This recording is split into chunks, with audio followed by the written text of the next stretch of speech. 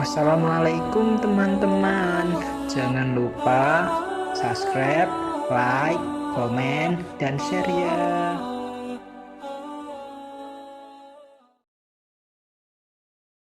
Kaumnya Nabi Musa itu iman nggak kalau Musa sebagai Nabi? Nggak, jawab saja. Iman kan?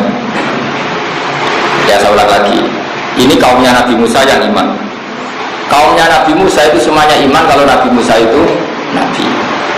Ketika Nabi Musa memberi penjelasan detail tentang Baqarah, kan pertama Inna Allaha ya'murukum an tadhbahu Baqarah, terus minta penjelasan mereka itu Baqarah yang apa? Dijawab la faridu wala bikr. Terus warnanya apa? Innaha baqaratun safra. Lalu Baqarah yang pernah dipakai kerja apa enggak? Baqaratul la dalulun tusirul arda wala tasqil hats, yang belum pernah dipakai kerja. Kemudian terakhir mereka mengatakan qalu ana ji'ta bil haqq. Qalu padha ngucap sapa kaum Musa, mulai ngucap ngene, al ana ing dalem saiki ji'ta rawuh panjenengan bil haqqi lan kebenaran. Baru kali ini engkau benar, sekarang ini kamu baru benar. Itu kan kafir. Berarti ma madho min Musa itu tidak benar.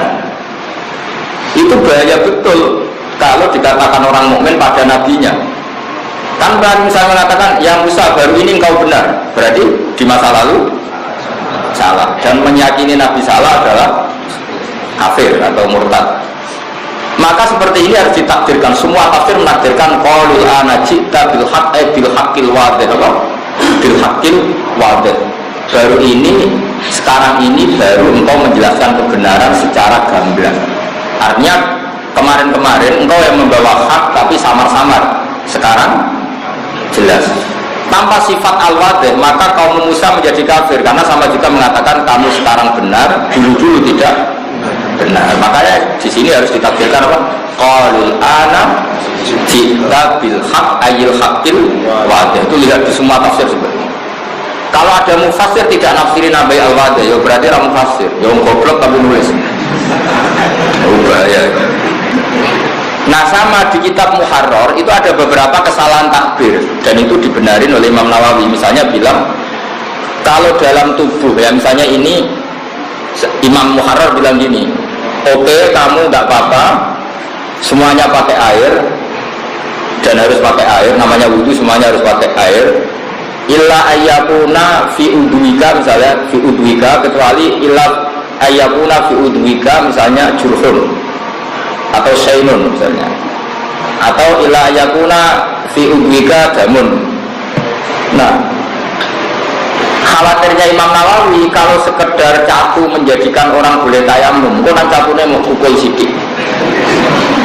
Nah, atau misalnya gini, orang boleh tayamum kalau mengalami syainun, satu cacat, ternyata yang cacat ginjalnya. Nah, makanya Imam Nawawi harus berkepentingan nambahin zuhur, karena kalau yang cacat ginjal tidak ada hubungannya dengan tayamum. Apalagi yang cacat otaknya atau sarafnya gitu. Nah, atau yang cacat nasibnya gitu ya. Nah, seperti ini kan mau tidak mau Imam Nawawi itu khawatir kalau anak-anak Mahat Ali ini syainun fahis tidak ditambahi.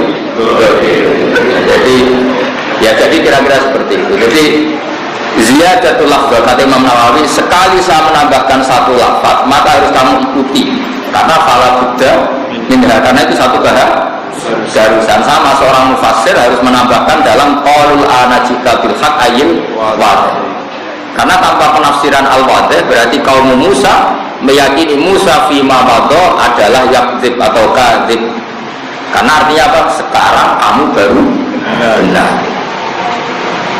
Mana kira alim Pak Haris saya alim, berarti bisa-bisa bodoh. Nah, kalau itu tidak kafir. Zamannya dia tahu bodoh. Maksudnya zaman kecil itu. Oh Pak Haris saya payu rapi, itu boleh, karena dulu kemarin tidak payu, itu boleh. Jadi boleh itu. Tapi Pak Haris tetap menguruskan orang-orang payu, kangelan milan lah. Ya orang boleh lah membela diri itu boleh, karena Islam mengajarkan izzatun nafsi, orang harus punya harga diri. Dia harus bilang kalau kemarin bingung apa memilih, bukan karena tidak payu.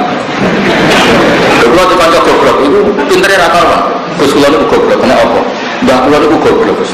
pinter ketahui orang sopan. Repot. Mana kalau tadi kita bilang goblok tambah takdir.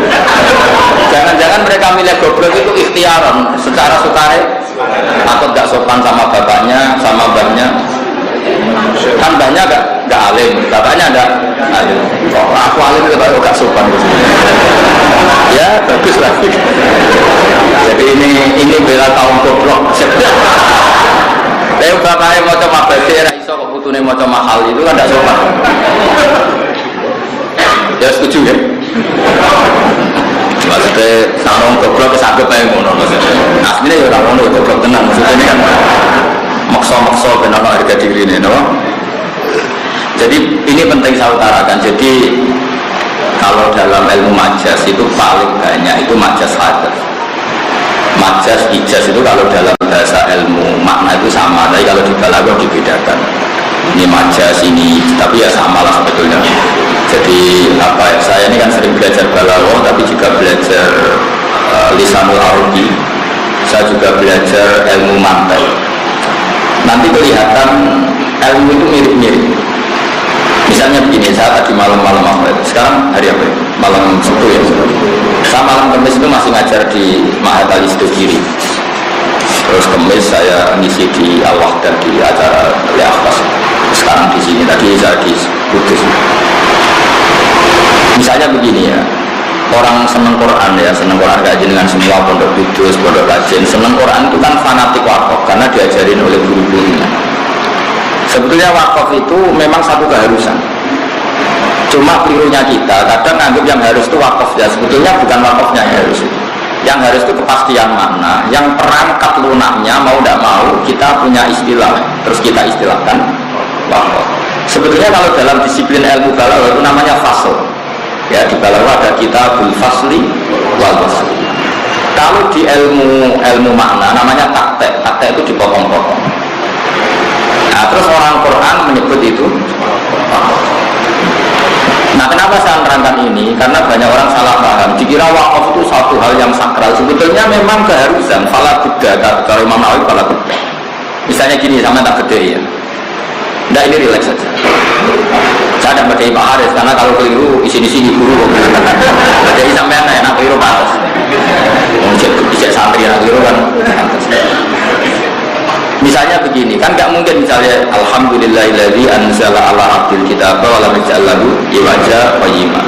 Coba kalau kamu baca langsung itu maknanya begini, walam yaj'al lan ora gawe sapa Allah lagu maring Quran, ora digawe iwajan ing bengkok. Qayyiman yo ora digawe ing jejeg. Karena kalau dibaca langsung itu ada tasallutul amil alal ma'mul. Berarti lam yaj'al juga mengamali lafaz qayyiman. Jadi apa orang gawe Quran, orang gawe bingkong, orang gawe jejeg. Itu kan kafir betul. Maka harus ditaktek itu dipotong. Nah, orang tajwid menamakan itu sakta. Liyane asim itu wakaf. Sebenarnya sakta sama wakaf itu sama persis.